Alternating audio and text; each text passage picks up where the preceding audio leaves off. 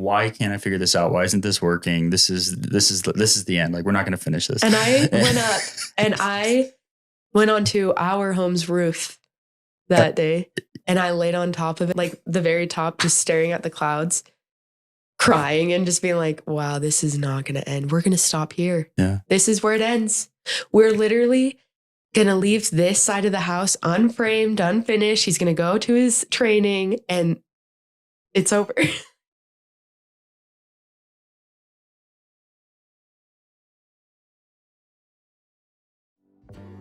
Hello, and welcome to Words on the Wind podcast. Today's discussion will be with my beautiful wife, Michaela, talking about how we turned an RV pad full of weeds and serving no purpose into a dream Airbnb back in 2019. It was a journey of inspiration, hard work, and learning. From drawing out our own blueprints to painfully obtaining permits and building it ourselves from the ground up, while juggling young kids and a demanding schedule, we faced doubts, long nights, and financial hurdles, but our shared dream kept us going. Today, this project isn't just a building, it's a source of income that's reshaped our lives. Join us as we share our story, the struggles, and the triumphs, and everything in between. Thank you much for listening, and as always, much love, Paul.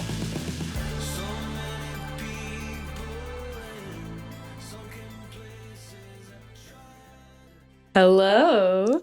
Good to see you. Good to see you. I think we have a little bit more energy this time. Yes, it's not 10 o'clock at night like last time. And we're not going to end at midnight this time around. Yeah, we'll see how long we go for. We can get a little long-winded That's sometimes, true. especially when we're talking about this topic. I've always wanted to sit down and be able to just talk about the whole process of building our dream studio that we were able to accomplish back in 2019. Yeah. It's crazy looking back on it. The picture album you shared this morning, just so many memories, good, bad, just frustrations, but accomplishments at the same time. And I can't believe it's already been that long. 4.5 years. Almost 5. October of 2019. So anyways, I just couldn't have done it without you. And Ditto. The process was very challenging along the way, but we were newly married and it was something that we took on and we committed to, and we were able to get to the finish line and really reap the benefits from it. You've been able to be a stay-at-home mom and just take care of the studio while raising our kids and spending that intentional time with them that so many people, I think, have a desire to do, and you're able to do that. And one thing I love about you is you don't take it for granted. You're very thankful for that time and you just make the most of it. So it's something so beautiful to see. And the amount of love you put into the studio to this day is so amazing too. You're a little crazy plant lady, but it's beautiful. You have so many babies, little plant babies. But I think looking back at it is interesting because there was a moment in time when we were really struggling, didn't know if we were going to get through it. And I remember this moment in particular because you had said something so wise, and it obviously has stuck with me to this day. And you said, this is a small amount of time that we're doing all of this in comparative to having this for like the rest of our lives. And a year from now, 2 years from now, we're going to forget that this felt like the longest days of our lives.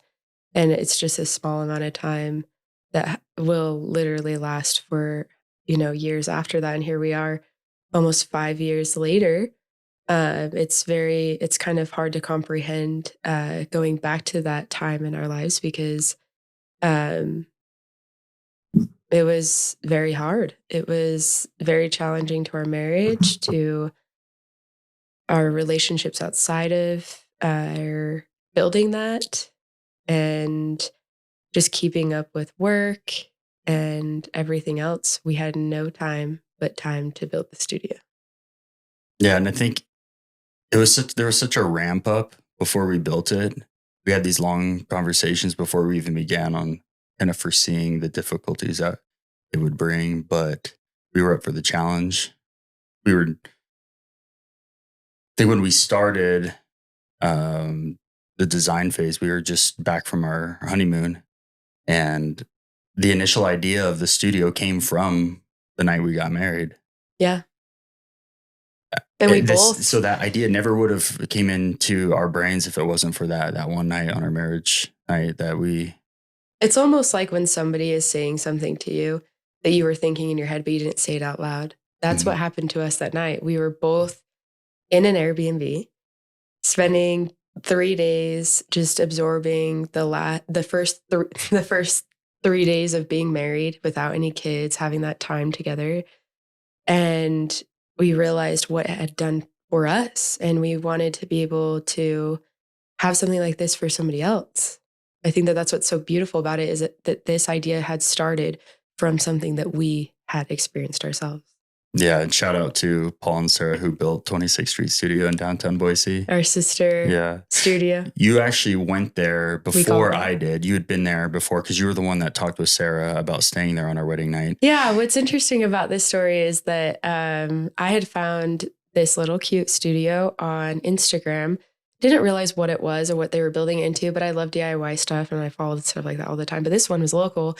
And I had no idea it was going to turn into an Airbnb. I had no idea what they were doing, but I thought maybe it was a renovation on their house. I had talked to my close friend, my best friend Lily, about their Instagram page. And she's like, oh yeah, I follow them too. They're turning into an Airbnb. And I thought, oh, how cool. And at that time, I had been working a regular 9-to-5 job, and I wanted to be able to expand my own photography business where I could do something different than anyone else.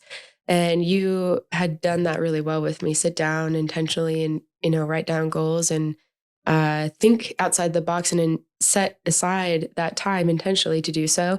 And one of those ideas that I had created during that time was thinking, what can I do with my photography business that will be different from the rest?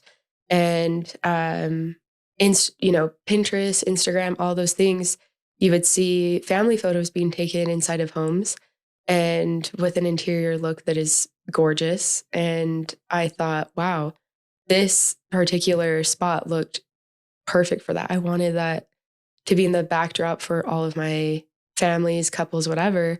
And I came up with the idea of just approaching them and saying, hey, I know that it had been a month since they had opened. I mean, I think just a few weeks. And I had contacted Sarah and I said, hey, I just have this idea. Is there any way that I could shoot in between a cleaning? And, I'll do it for 30 minutes to a half hour, make sure everything's cleaned up.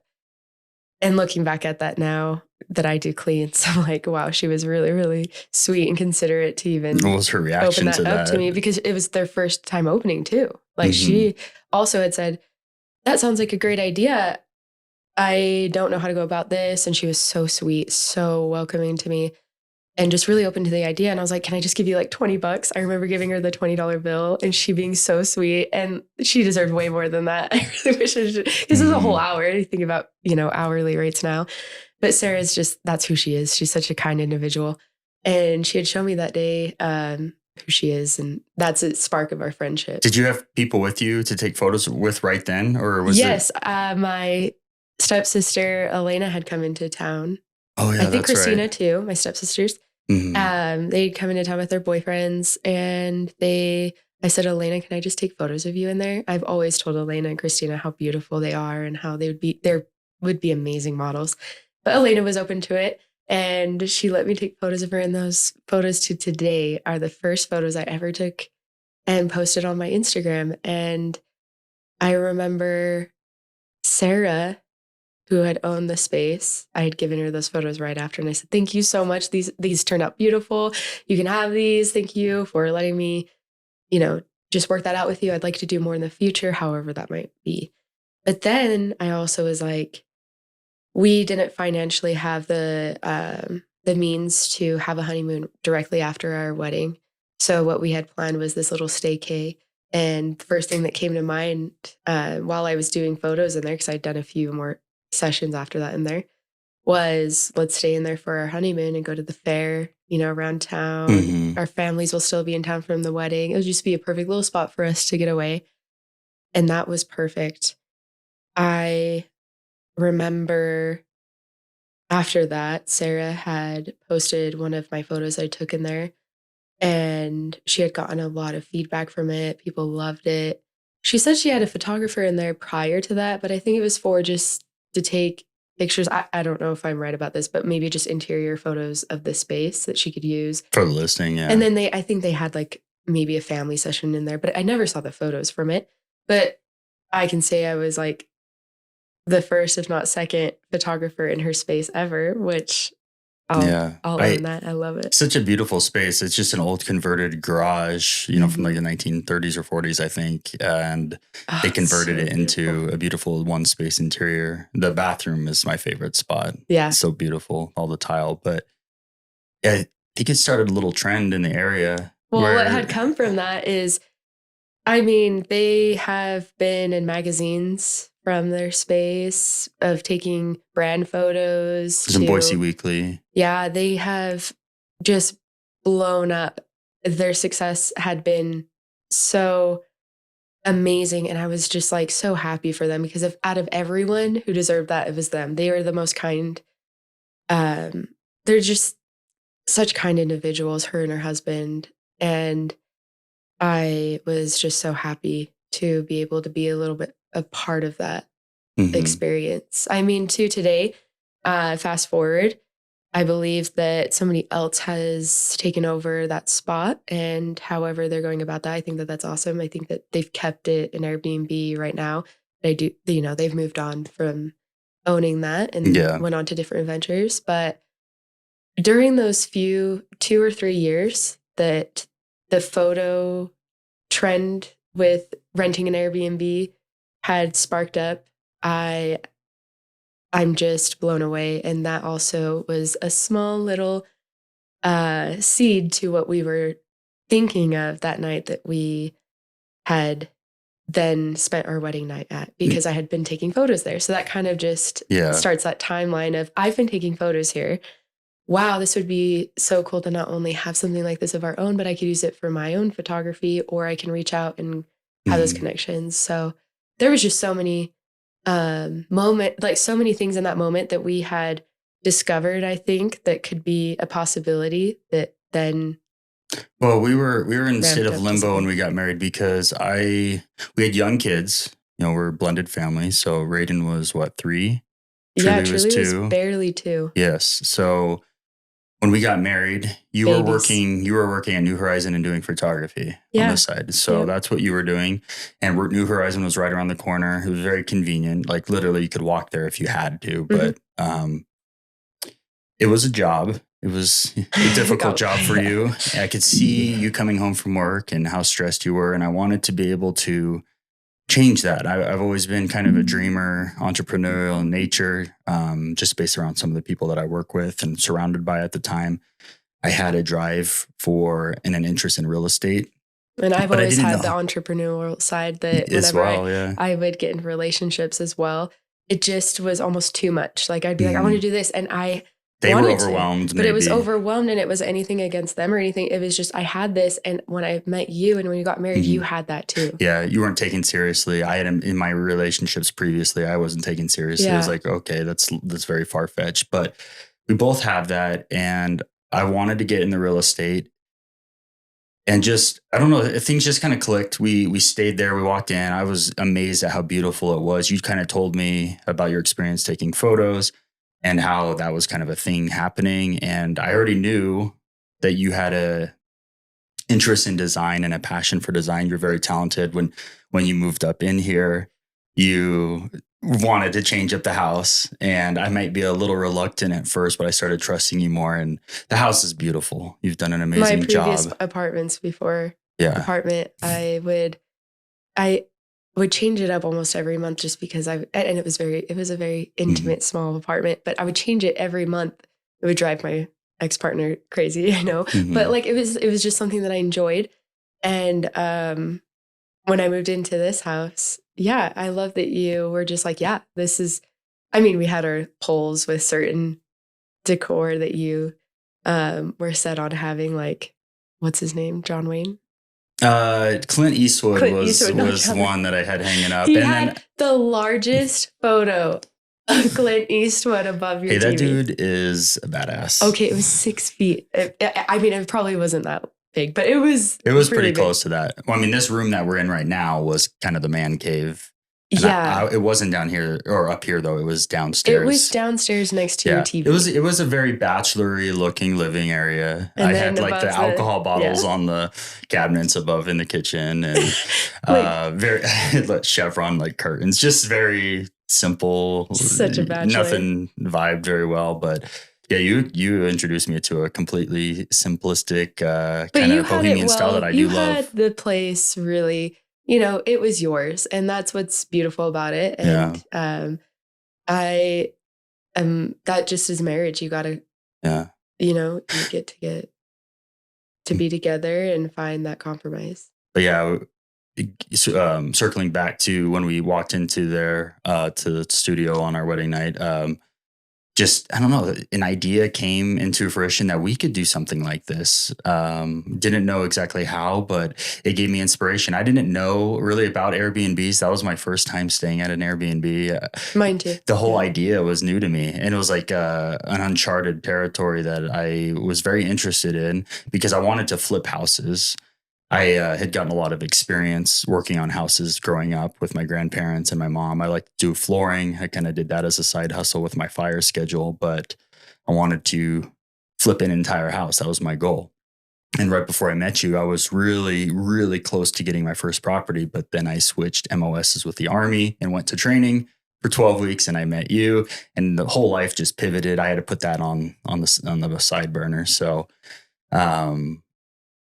it's still in the back of my mind, something I wanted to do. And we just started talking about it. I remember thinking of where could we do this? What space could we use? We talked about my great grandparents' property that was being occupied, but it was still in the family. And I was like, maybe we could build there because they had a pasture with a shed in an old house. We wanted to renovate that. And sorry to interrupt, but like, let me tell you guys, when we said we had thoughts about things, every single thought that he's talking about, we wrote like plans for. You wrote down like blueprints for each of these thoughts. And you like, this guy, when he goes after something, he does. And each of these things obviously was a try and fail.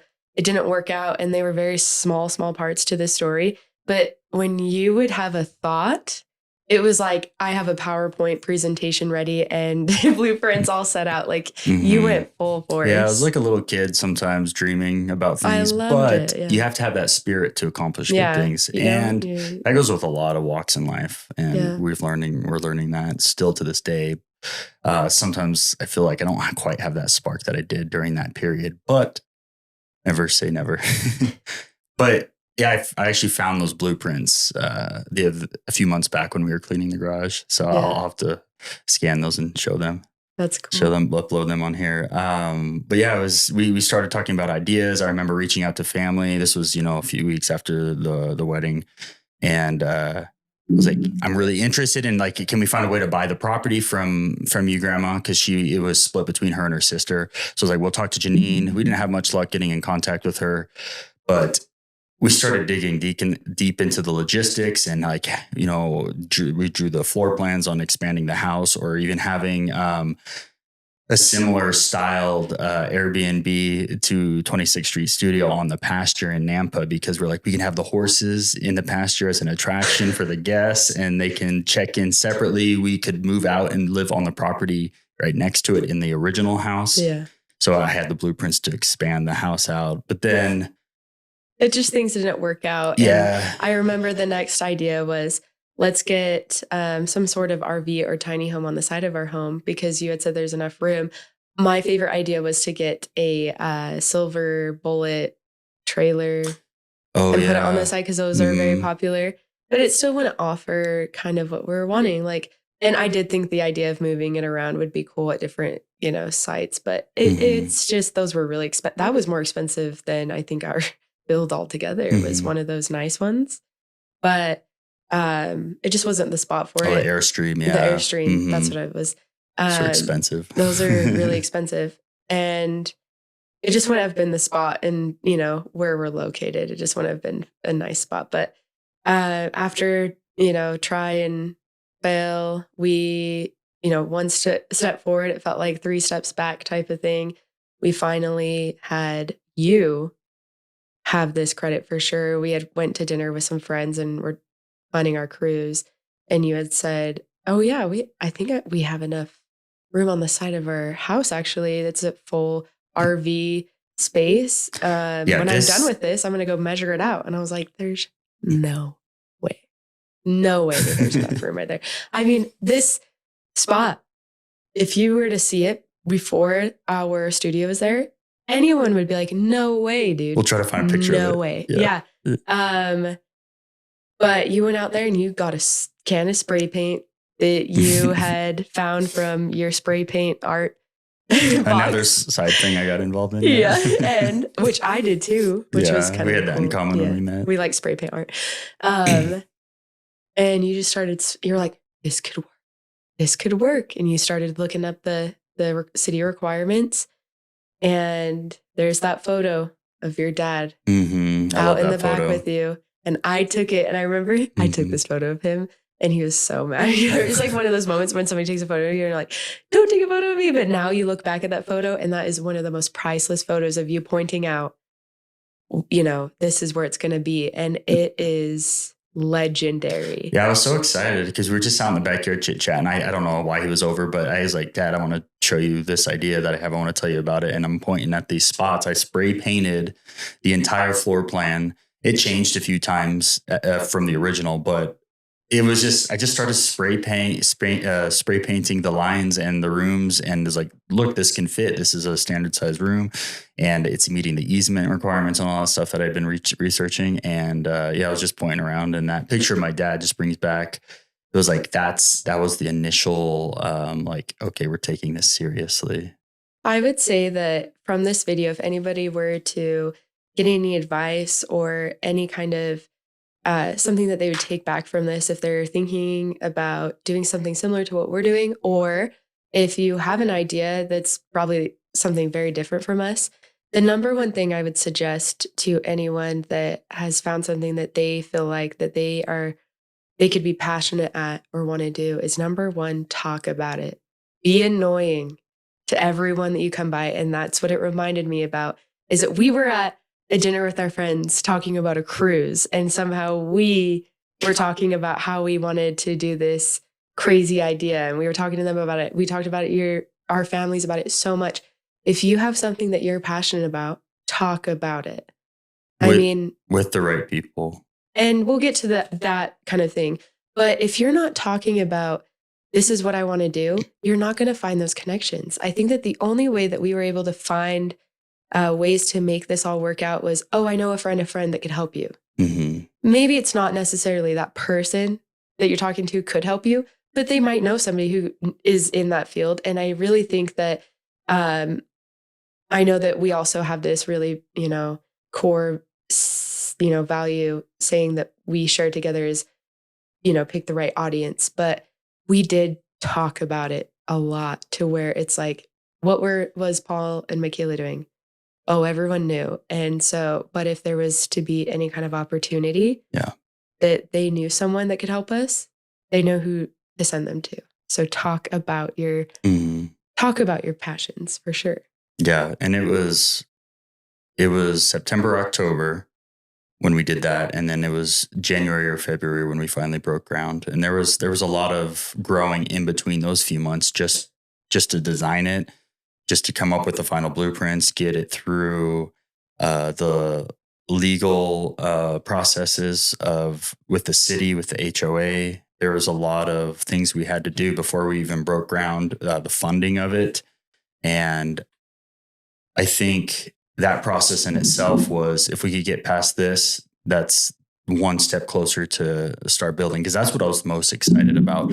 I remember teaching myself a software program to be able to draw the blueprints out and propose it to the city, because I had to have everything sent in professionally and clear enough to like, hey, this is what my intentions are. It had to meet all the requirements. There was a lot of things that I had to research through every step of the way.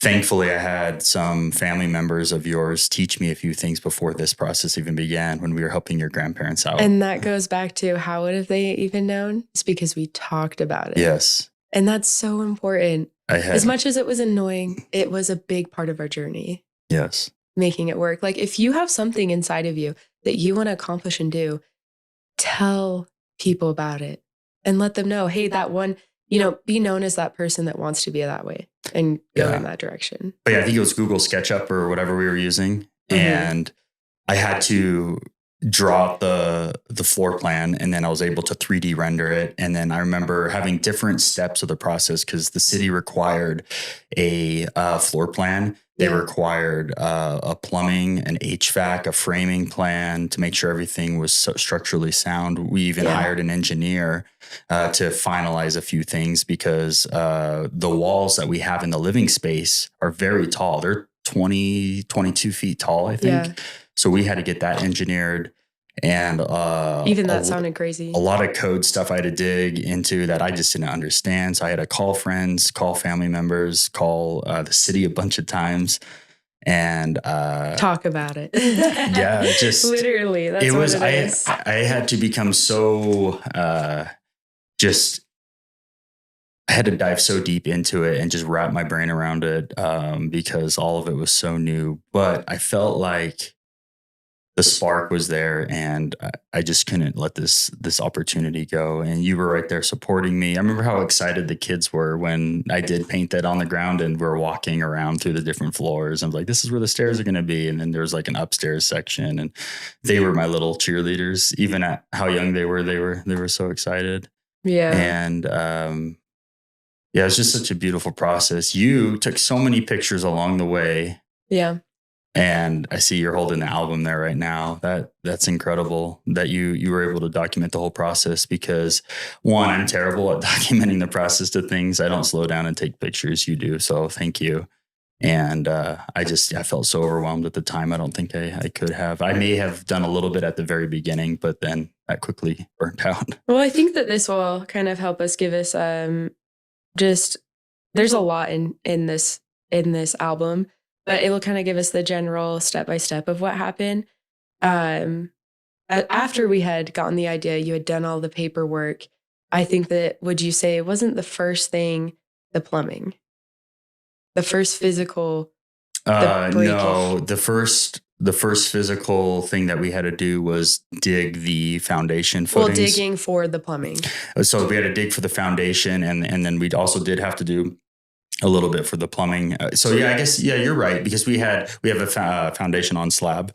Because it says phase 1 of 3 completed for the plumbing process. Yeah. And I remember looking outside and just completely confused about what had happened to our yard. Because we had gone from this idea to you being on the computer, getting all the logistics done. And then you're like, hey, tomorrow we're doing this. And I was like, okay. That sounds good. And then boom, everything was dug up. Everything was dirt. Well, yeah, after HOA started, they started leaving us alone finally, because they didn't believe it was going to fit on there. But when I walked them through, I remember they're like, okay, well, you have this long to get it completed. I think we had 1 year to get it completed. We did it in 9 months. But the first thing was, okay, we have to somehow connect this plumbing to our main plumbing. So I had 2 plumbers come out, and I showed them where it was going to be on the side of the RV pad there next to our house. And luckily it all worked out where the main line was right there on that side, going from pretty much our bedroom window down to the driveway. So they dug it, or they wanted me to dig a trench. They marked where it was. So I had a coworker of mine come out with a backhoe we rented from Tate's Rent. And we dug the foundation out, and then that trench. And we had to go pretty deep to get to it, because it was like a 30-foot run to the initial bathroom there, to the main line. And I remember Sam tipping the backhoe, which was pretty funny. We had to dig ourselves out. We had to get a little creative there. We tipped over. It was super muddy because it was February. So everything was just a slushy mess. But it says March 9th. At 11:45 a.m., this is when we hired help for the first time. And so that must have been your friend right here with the... Is he driving the tractor? Yeah, that was that same time. But I have the time and the dates on these. Oh, cool. Yeah, so it was March. March 9th, we had his help. And then it says March. Well, I guess that doesn't make any sense. I just remember being March 7th, and then March 8th is when we had poured the concrete. Yeah. But I remember when the two plumbers came out, because what I did is I dug all the lines for the plumbing, and they came out and helped me with like the slope angles and stuff on the rough end. Yeah. So, or on the groundwork, I guess is what it's called. So they helped me with the groundwork plumbing, but while we were trying to connect it to the main line burst. And I remember because they used this really cheap plastic back in 2005. It was just like this light blue plastic. So they had a little bit of a challenge. They had to dig a bigger hole, and we replaced the main line. And once that was all set in, we were ready to pour the footings. I remember getting in such good shape just that week or two of having to dig, because there was only so much that I did with the backhoe, and then I had to hand shovel a lot of other stuff, and I had to put dirt back because we were doing a foundation on slab. I took too much dirt away with the tractor initially, so we brought in more stuff, and I got in pretty good shape. I was like, okay, this is what it's going to be like. It's going to be a very physical process trying to do this. And then we poured the concrete literally March 10th. Yeah, it was like a drill weekend, I think, or right before drill weekend, because coming home from drill, and we're like, oh, we can finally step on it. It was a few days after they poured it. And do you remember that? Stepping on it together. We like counted down, stepped on it together, and then we were able to walk on the slab before we started framing. Were you? I think you were at work when the concrete truck showed up. No, I was here. I took that photo of it. Oh, okay. It was, I forget what they call it, but it was a crane. Basically, it was a pump. They had to pump it over the house because they couldn't do it traditional way with a regular concrete truck. They had to pump it through this really long stick over the house and down into the footings. Yeah. And Raiden was with me, and he was a little scared at that age. I remember it looked like some alien looking thing. Is that Matt right there with you? Yeah. Matt came over and helped you first. That was when we were framing the first few walls. So on his birthday, in March, he decided to frame the first wall, and then he decided to also just finish to the end of the day and frame the whole bathroom on his birthday. And so that's all he wanted to do. That's what you wished to do. That was on my birthday. Oh, geez. Yeah. And I remember saying, let's go do something. Let's go like have dinner or anything. You're like, nope, I'll just take a few beers and we'll put this up. And that was what you wanted. And I was like, okay.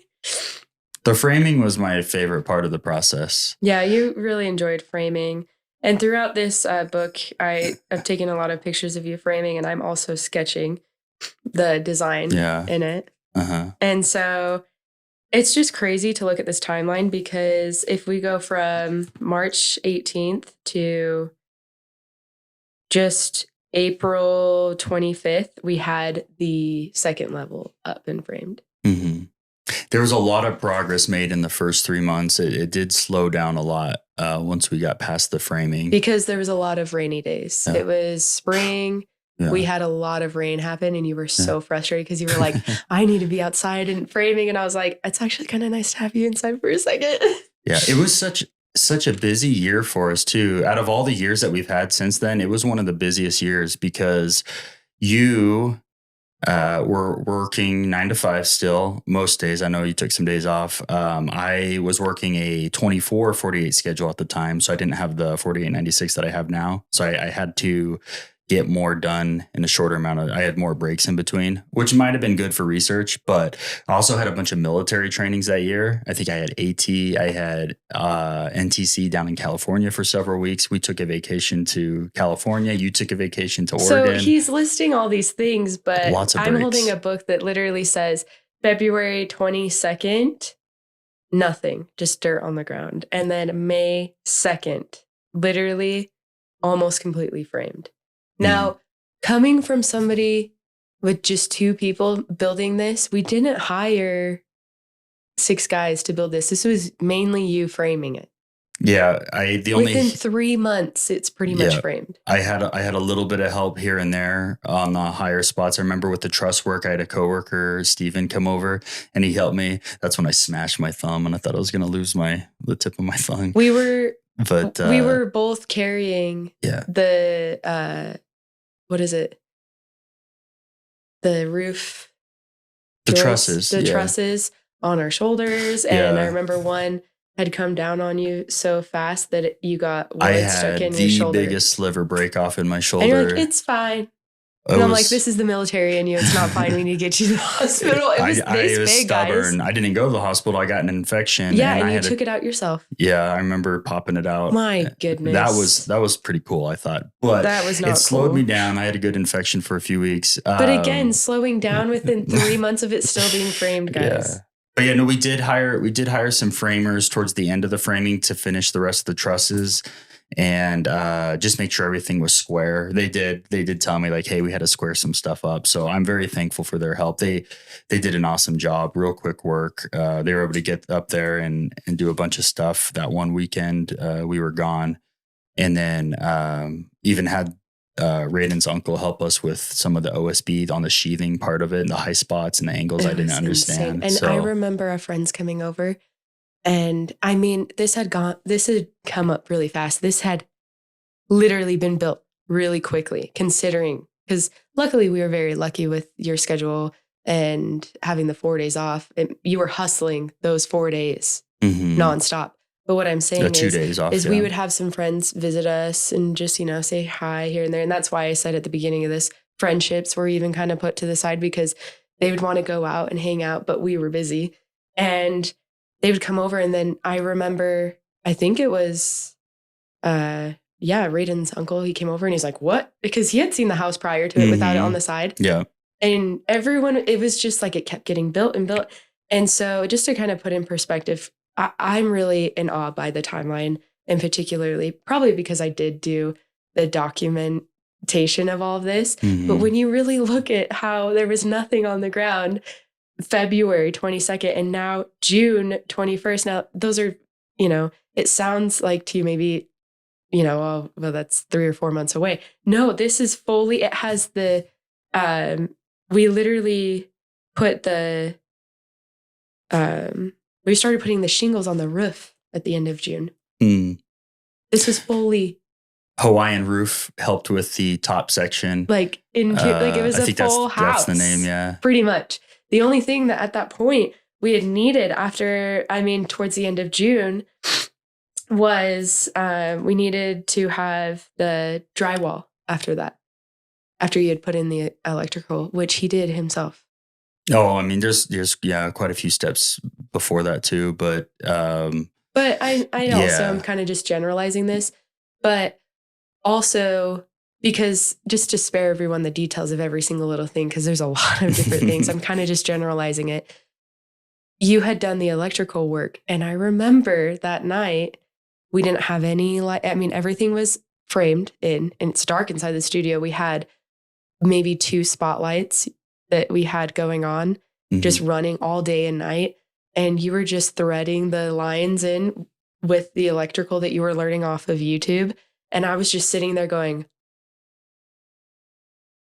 yeah, well, with the electrical, so I recruited Corey's dad. So Corey, he was very helpful throughout the process too, because his dad was a retired electrician. And I remember Corey, he was going through. He's like, I'm retired for a reason. Please leave me alone.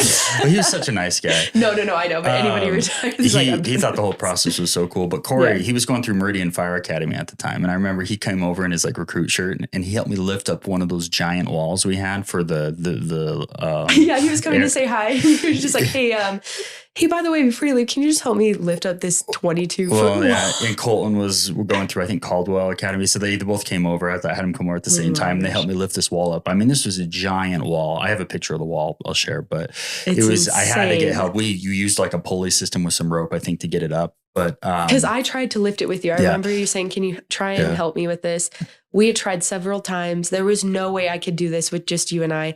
And I had said, can you please just call one of your friends, maybe a few of them, because there's no way that you and I could do this.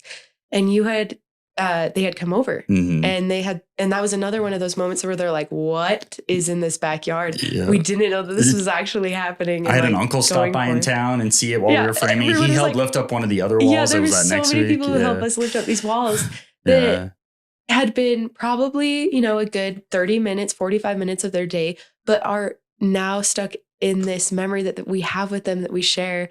And we can always look back and go, remember when you helped us out literally Yeah. build this studio, and how special that is. Yeah, there's so many people close to me that had little parts in building it, which was so cool. And then I just talked about it nonstop too. So some people enjoyed it. Some people probably were like, okay, shut up. But if you're building a whole building, yeah, my grandpa has built so many things himself. He's built multiple hotels and he's built his home multiple times. And these are big homes. That's all he would talk about too. It's when you're building something like that, it consumes your whole life, especially when you're doing it. You're not hiring people to do it and you're designing it. No, we did it. Yeah. It consumes you. Yeah, I think, the framing was definitely one of my favorites. I also didn't mind the electrical too much because I did have Corey's dad to help me. He came over. I showed him all the plans. This is before I drilled any holes or anything. I was like, okay, here's what we're trying to do. He told me where to run each wire, how to run each wire. So I ran all the wire. He actually hooked up the main box, the circuit breakers and all that stuff. He did the wiring in for that, which I was super thankful for because that was intimidating for me. But as far as running the wires, that was kind of fun drilling through each stud. I love the smell of the pine with the studs and stuff. I just love that smell so much. And because it did rain so much, you did smell it a lot more. Yeah, so that was just like one of those things that I can... If you smell to today, it brings you back to that moment. It does, yes. One thing I would like to call you out for, what? Mr. Paul William Benedict, is the windows. This man had told me, it's easy, we'll just throw the window in pretty much. Like, we're just going to set the window in. Mind you, these windows were how high up?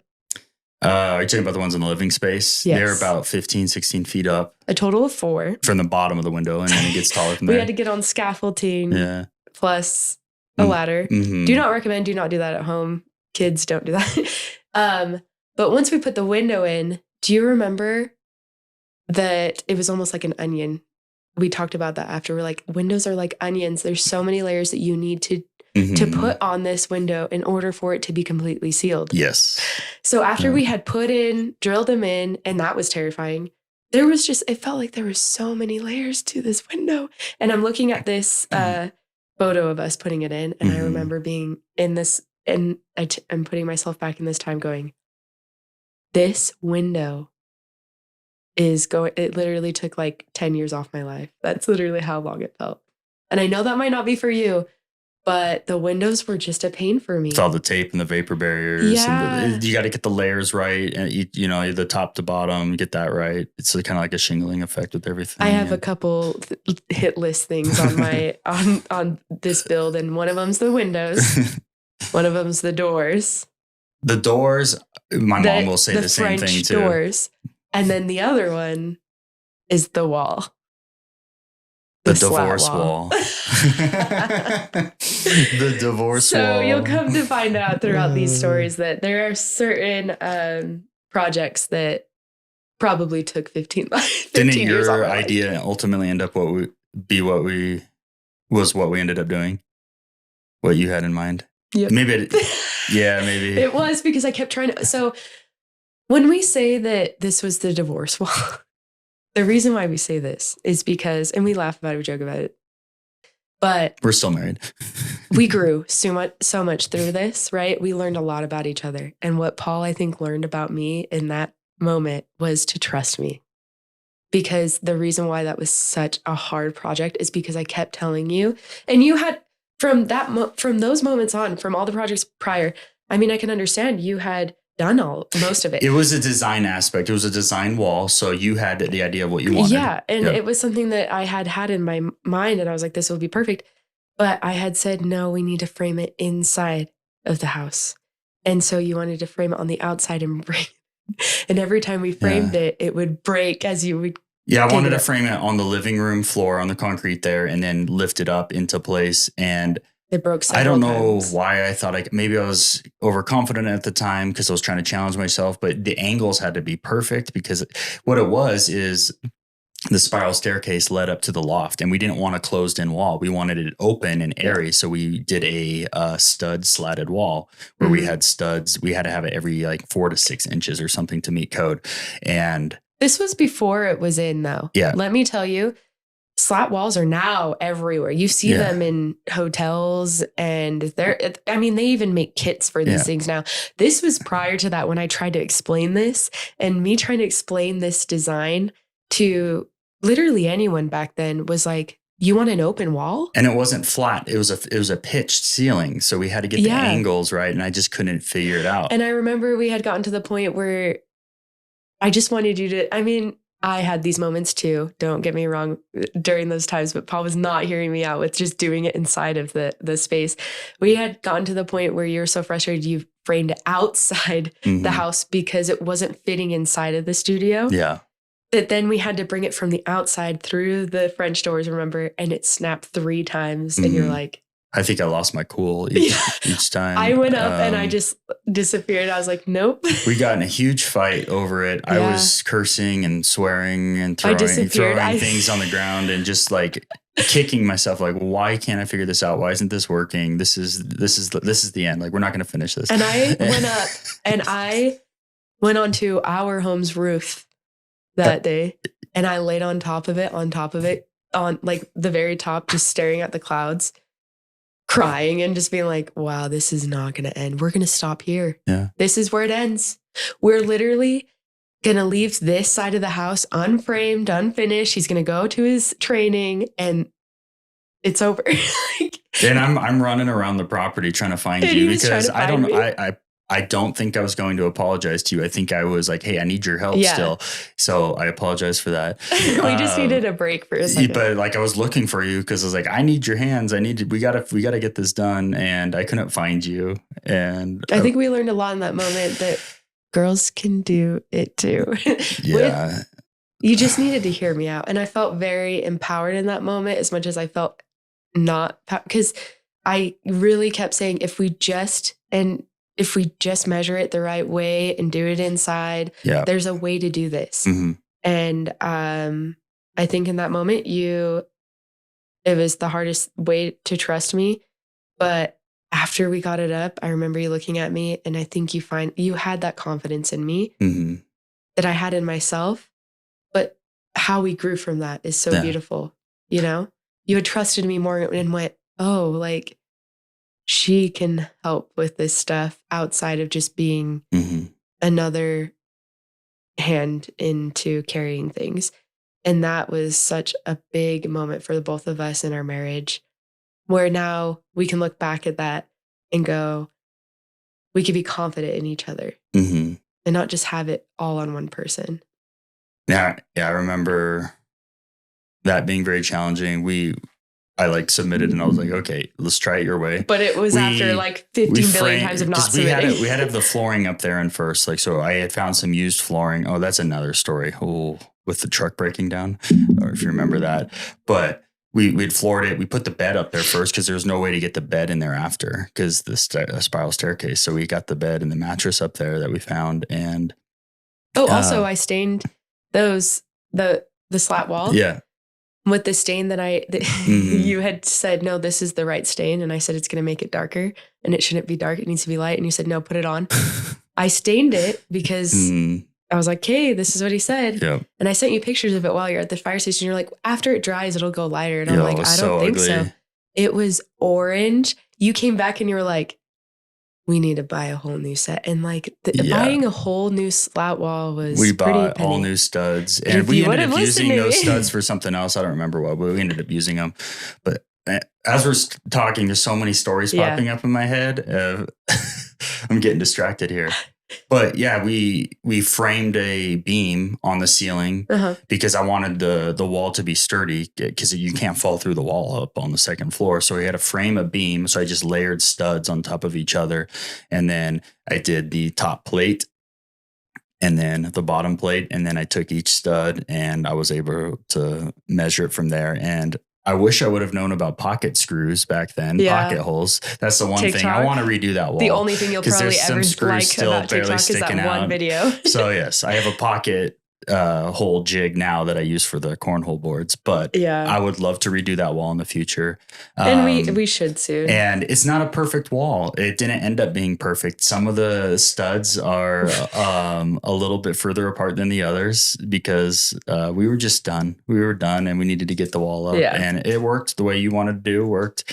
And we've always got a lot of compliments on the wall, how unique it is, because it keeps the space open and airy for the light to come in and it opens up the space. But yeah, even getting the flooring underneath it was a challenge because the truck started giving out on us. That $1,500 truck that we bought to get through the studio build, its starter went out.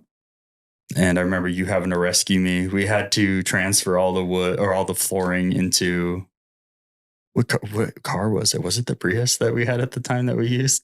Looking back at it, the Prius. Yeah, we used it a lot too because of the hatchback. That poor Prius. Yeah. Another thing that kind of goes along the lines of like the wood. We were inspired by 26th Street Studio.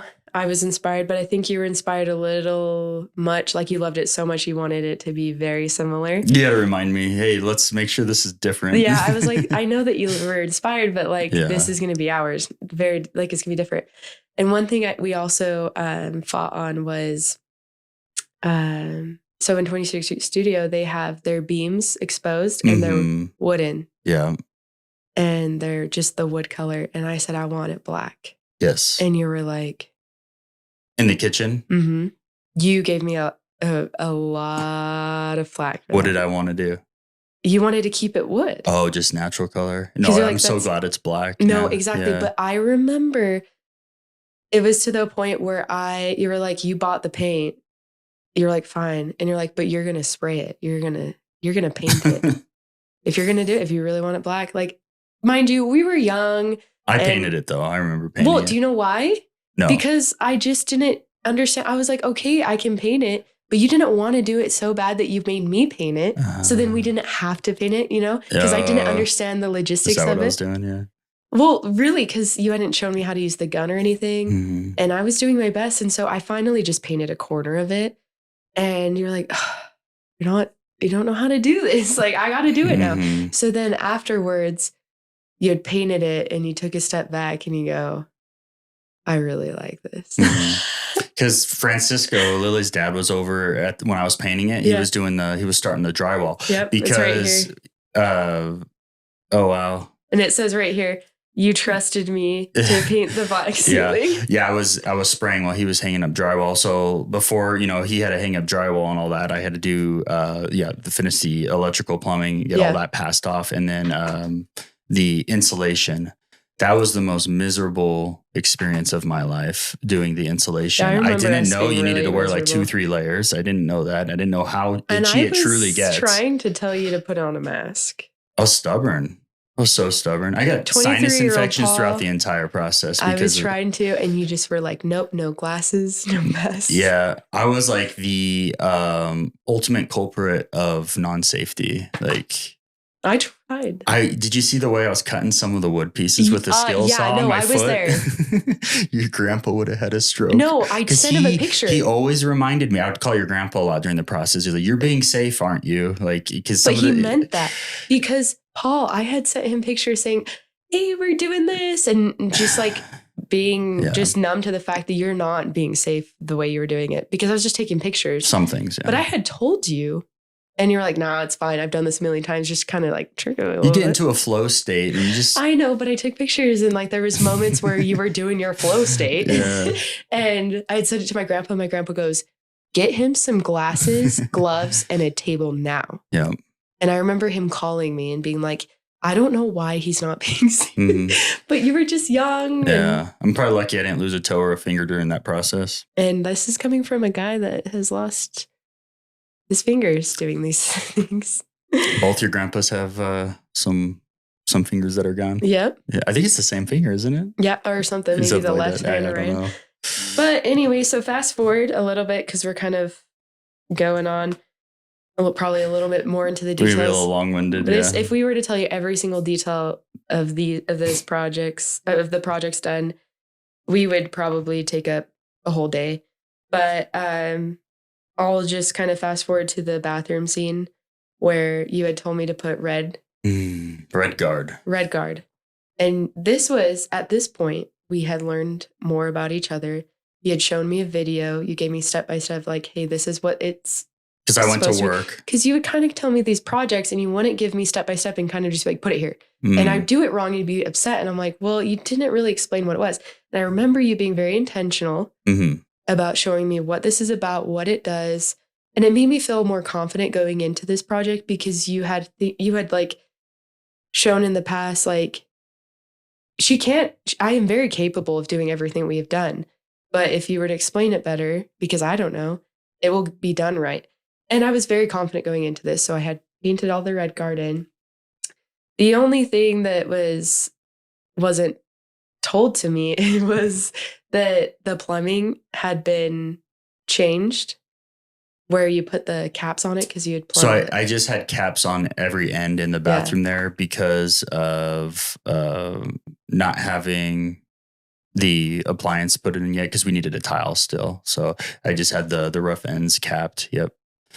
And there was an inspection. So we had charged the lines and everything, but then I just capped them. And I was on the ladder trying to just put this red guard on it because I had to do 2 layers. And I stepped down from the ladder and the cap snapped. Mm-hmm. And I didn't know what this was going to do. I was like, what just happened? So I called the fire station. I was like, guys, this is an emergency. I think I plugged this whole thing that we just worked on. Well, because a bunch of water came out, right?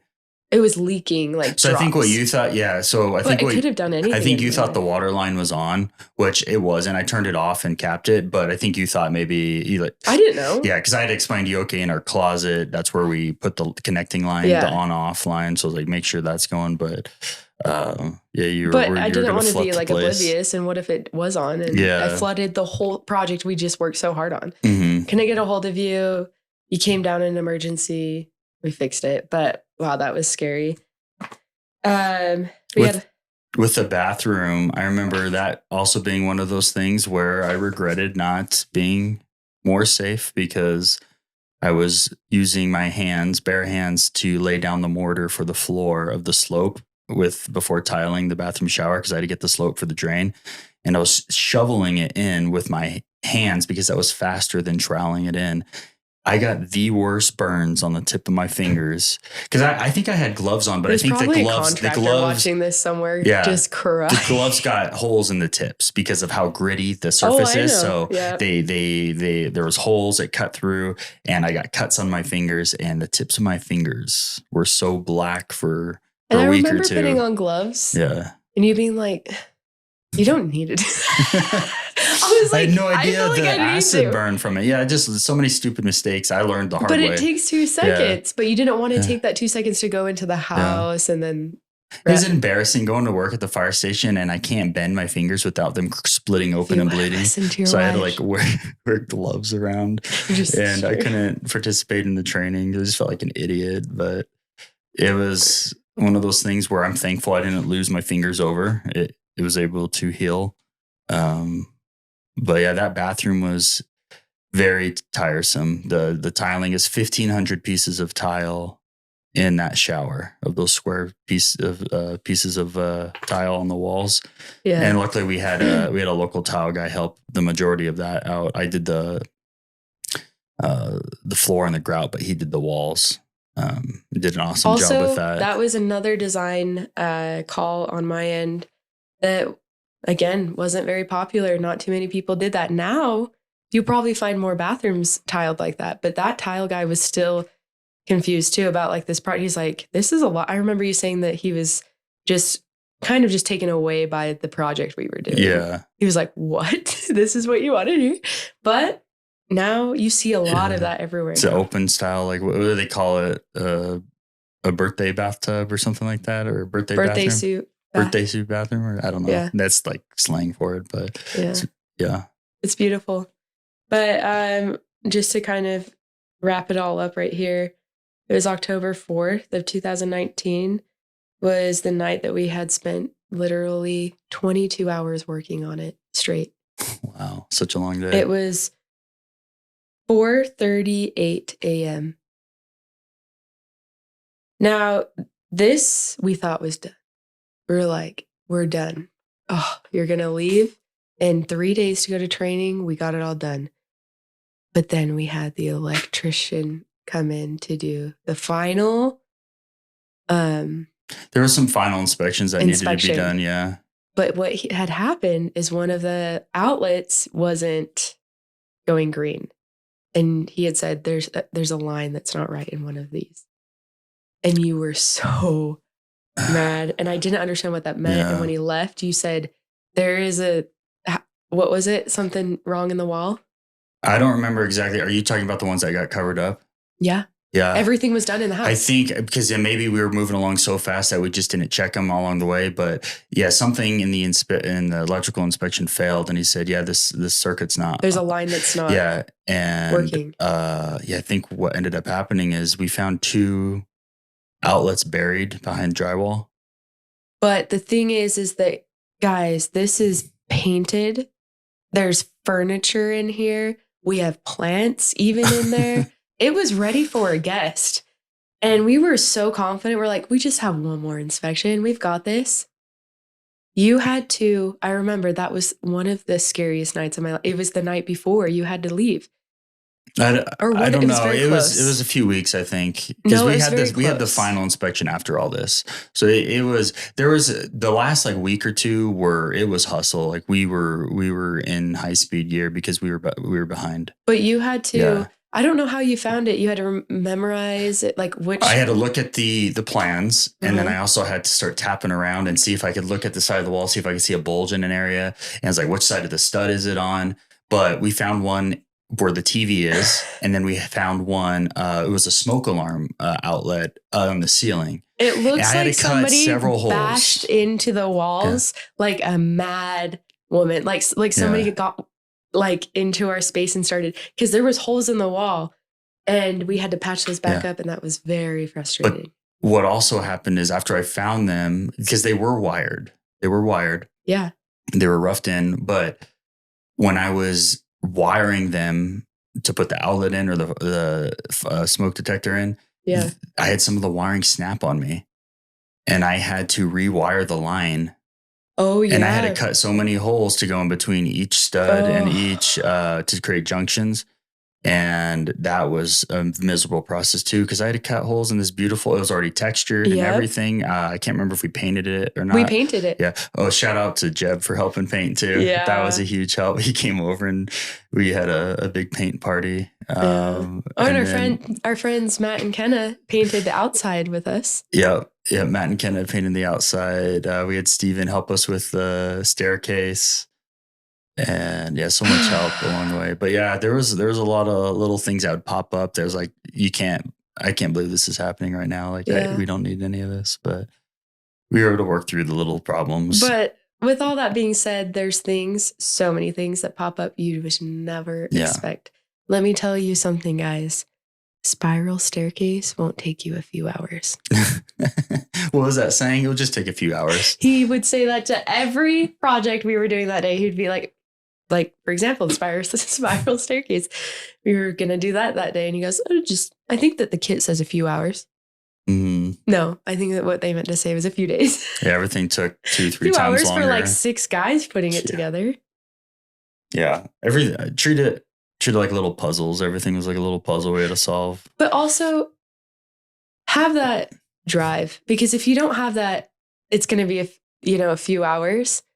If you're really going to go into there going, oh, this is going to take a long time, that will be harder. So I'm glad that he had that in him. Mm-hmm. Like if we wouldn't be able to get through it if you didn't have that, it's going to be a few hours mentality. Yeah. And you had so many great design ideas because you were the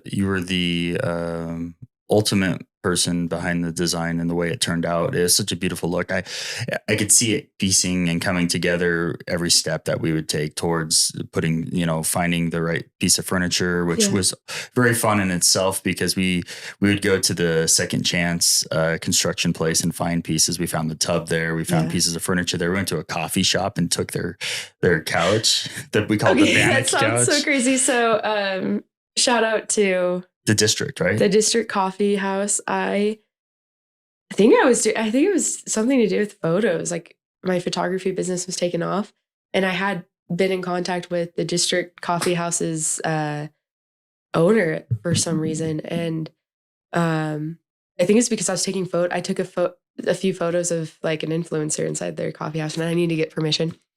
And I had said to one of the employees that day, I said, "Wow, where'd you guys get your furniture from? Like I think I could see this in my space that I'm building." And they're like, "Oh, it's all thrifted, but we're actually like redesigning the space in a few weeks. I think that they're going to throw this out." And I was like, "I'll take it." It was an old airport bench. It was so cool. And looking. One of them in particular was that gray bench. And I had said, "Here's my phone number. Please give it to the owner.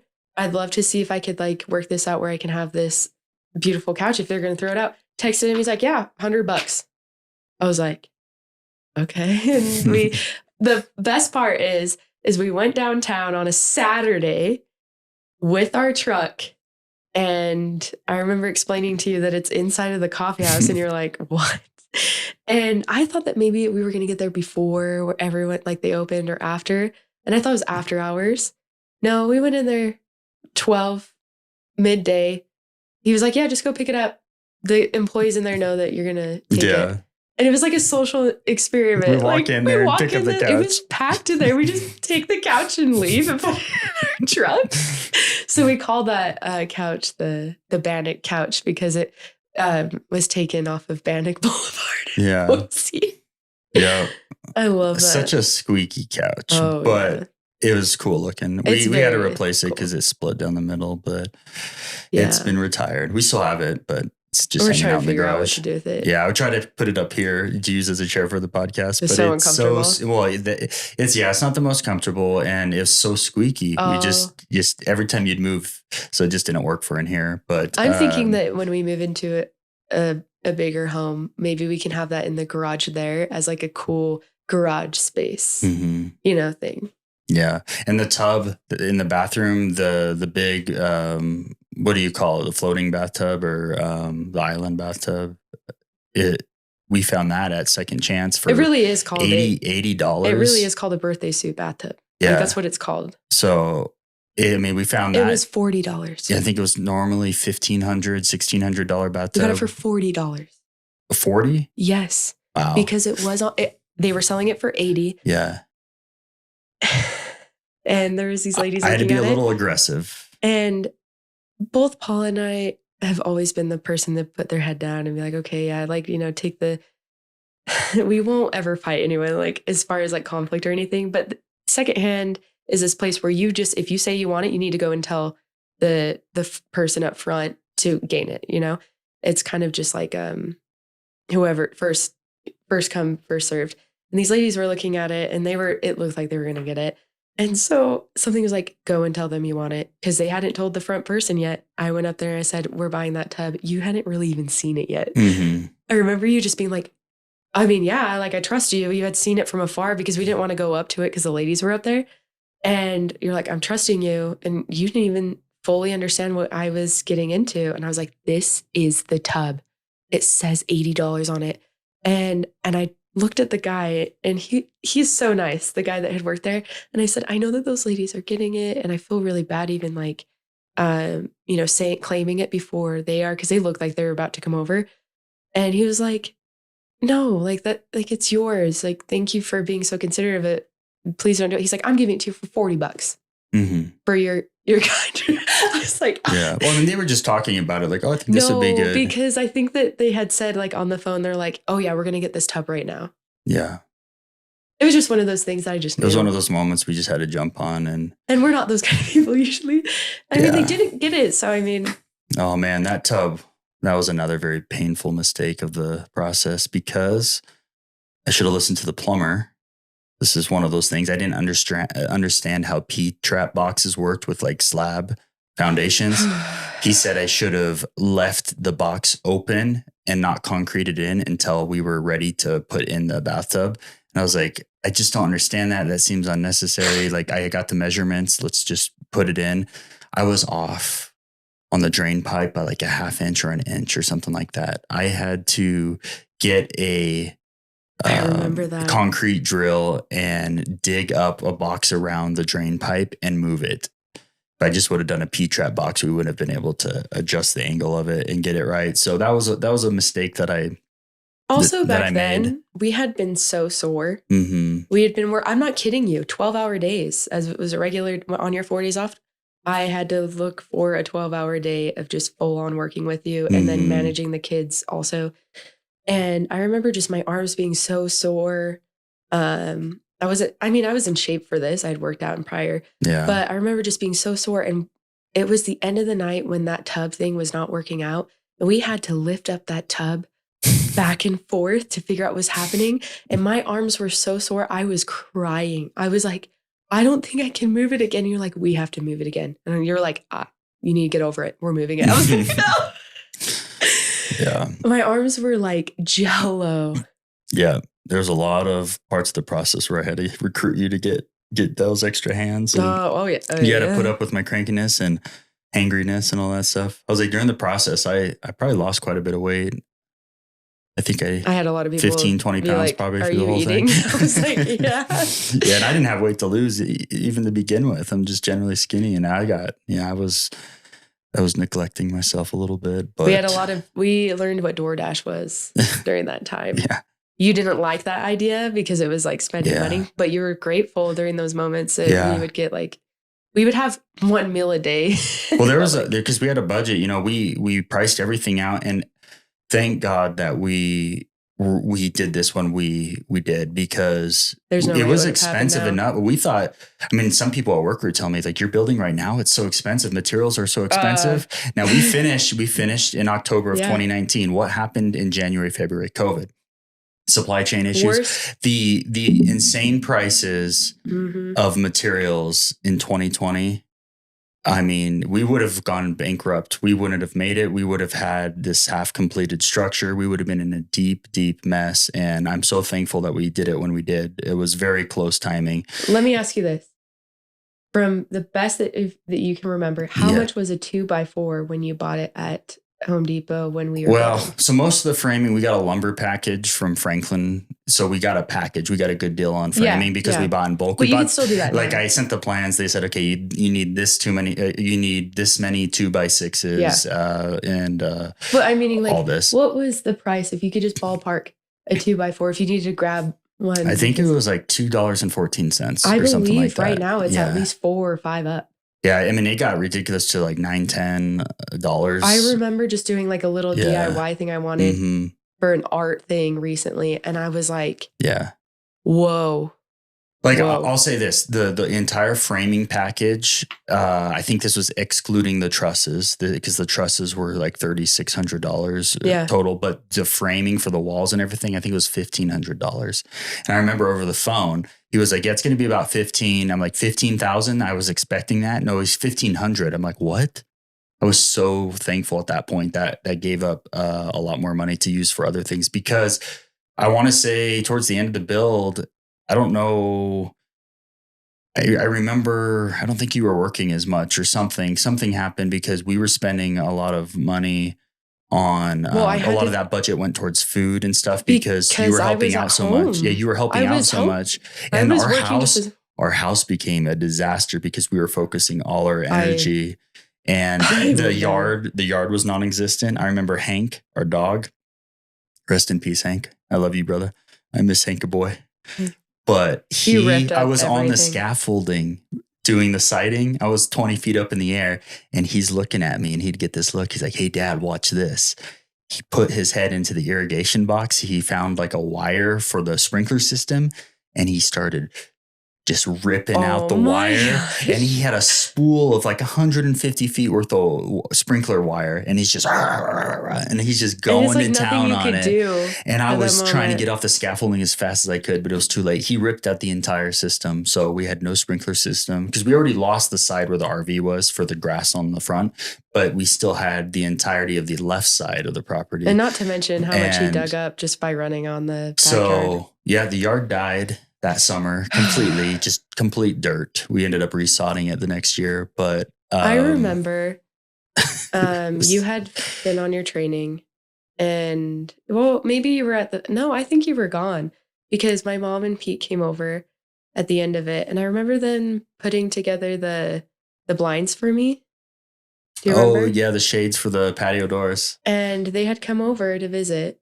I think it might have been for Truly's birthday. I don't know if they were just visiting just to visit, but they came over and they had witnessed our side of the house. And I knew that I was like, I'm sorry. I don't know what to do. Like, I want to give you a nice place to stay when you're visiting, but this is just all I can do right now. And they had seen all of our hard work and trying, help. Yeah. And they were so kind. And my mom helped me deep clean the house on our side of the house. And Pete was helping me out with some of the siding stuff on the angles. Months of cleaning it that I couldn't get to because I hadn't been maintaining it because literally that's all we were doing was the studio. And she helped me deep clean every room in the house and everything finally felt like it was just livable again. And I'm very grateful to this day for that. I mean, we had gone through a lot for this whole build. And like I said at the beginning, it feels like it was just like a tiny little glimpse of how we're reaping the benefits to this day for. But that little bit, that year, I would say, I know it was 9 months, but that year of just prepping and everything really made a huge impact on our marriage to today and how we handle things and how you can trust me more with when I am trying to be I know I'm a prepper, but there's a reason.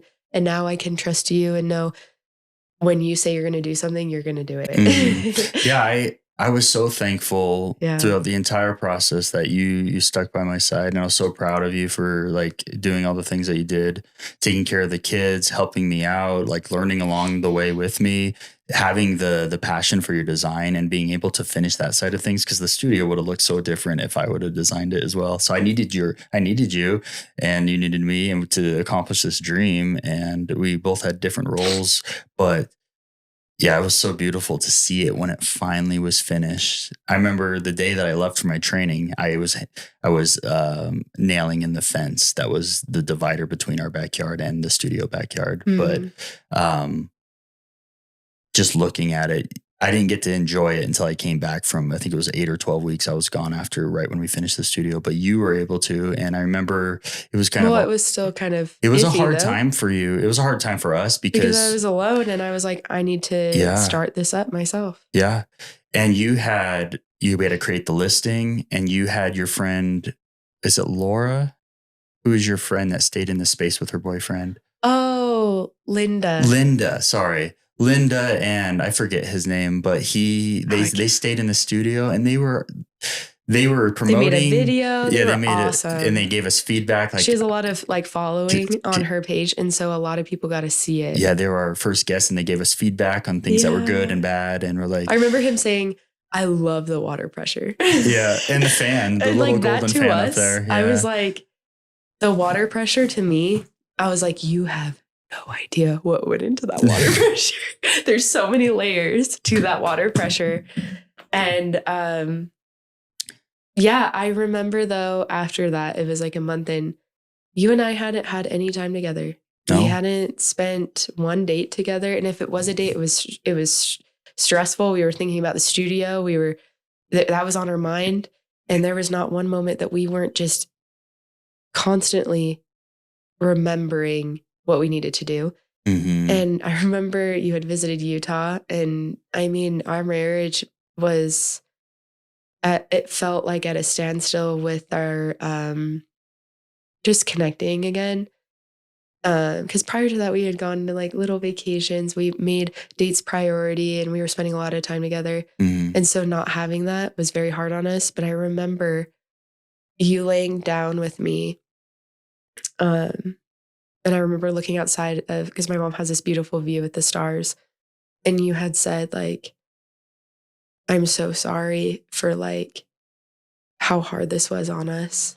And this But- was in Utah because when I was in my training, I would. And you also missed me too, because Yeah. like all of a sudden you went away from me for 3 months. Yeah, but so thankful that your parents are just down the road from Camp Williams, and you came But we up. still didn't see But each yeah, other. yeah, exactly. Like when we saw each other, it felt weird because It almost felt like we didn't know each other. Yeah, well, we had some resentment, and we Yeah. literally the day I left, we were still working on the space. We had no time to take a breather together, Yeah. and I was just gone. And We were still kind of like Yeah. irritated with each other. But when you left, it was like, yeah, so we had to have a very serious conversation. and you had said like, I realized that we could have like handled things better. Mhm. And I want to let you know how much I love you and how proud I am that you stuck by me during this. Yeah, And I remember us just both just in that moment going, we did it. Like we did it. It was you and I. yeah, You and I Mhm. did that. We did. I mean, I can brag about that where it's like, we didn't hire somebody to do all this. Mhm. You hung the ceilings with me. Like yeah. We put the definitely had roof help on together. along the way, but the majority, we got 80% hired. of it, We hired probably about like 15-20% of that, Yeah. honestly. you know, And I remember in that moment just taking a deep breath and going, we did it. And mhm. there's nothing we can't do. Yeah. We can go through anything together, you and Yeah. I. And I remember reminding you or trying to like pleading to you, like this is all this pain is for us. So you can be home with the kids and we can be together more, when I'm off shift, that you're not at work. And because what the goal was to open this up as a short-term rental and to have it rent out. So, I mean, it's that's on our property where it's so convenient to be able to turn over. Yeah. And that was your job to manage that and clean that, and that we would have that income from that. So you don't have to work a 9 to 5. And I'm so thankful that it has worked out in the way that it has, because it's been a beautiful experience. We've had lots of great people come and stay, lots of memories made that we had on our wedding night from the same space. And we have other people with their wedding nights. And yeah. I guess that I'd like to just end on with the fact that when we look back at that, that was the year that you got baptized. And I remember us kind of reflecting on that recently. Yeah. And that was the hardest year of our lives, honestly, together. Mhm. Yes. And let me just remind you and remind myself, that was the year that I had God, probably the closest I've ever had him in my heart. I saw that. And it was. And that was the year that beautiful. we did that. Mm-hmm. And we still made time to go. Well, yeah, we went to church, and but I mean, like, also intentional, like, Yeah. one-on-one time with him. I would have a lot with Mhm. him. And we all kind of go off on our own journeys, and there are years where we're more intentional with, if you are Christian, you probably find him to be closer to you in certain circumstances in certain years.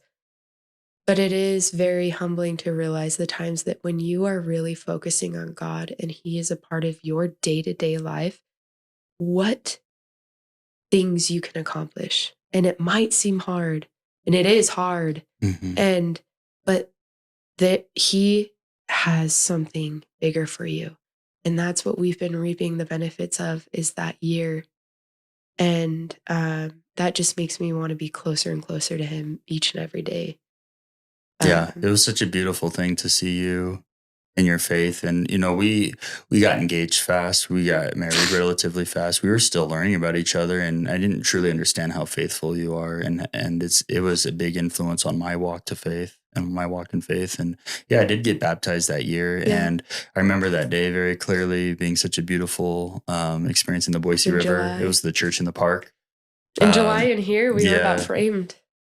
It's just crazy to look at that timeline. But with God by us, and then imagine what it will do for you if you have him in your day-to-day life, even if you get deeper into that relationship. Mhm. I mean, we had a relationship with God, but I've never been more close to God, even being so close to him then than I am now. And now I'm like, I can't wait to see what happens. I can't wait to see what this year holds. And we can be even closer. And we accomplished that. Yeah. Wow, what is to come? And you know what? It also kind of felt like during that journey, it was like, oh, we did it. It's over. No. Like, we have so much more coming for us. We don't even understand that in 5 years, we'll look back at this video probably and be like, we had no idea. Yeah. Because we kept God in our lives and we kept that relationship with him. Those two youngins don't even understand what's about to happen. So I just want to give a shout out to Jesus. Amen. I love you. Amen. Amen. I love you. I love you. You're so beautiful. Oh, I'm already trying to not. Oh. Thanks for listening to our long-winded experience of building our dream studio, but it truly is beautiful and it's got many more years of beauty in it. And I love how you change things up every now and then inside, and you built a little community around it. So yeah, well, thank you for having me on your podcast again. It's been a pleasure. It was fun to talk about.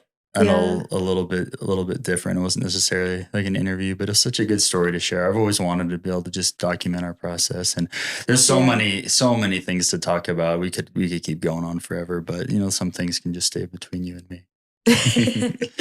So, well, I love you. You're amazing. I can't wait. This is just the beginning, like I said, and just thank you, God, for everything you've done in our lives, including that studio. Don't know where we'd be without it.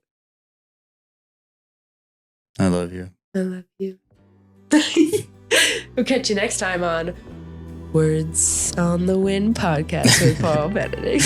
Yeah, maybe you should do my intros.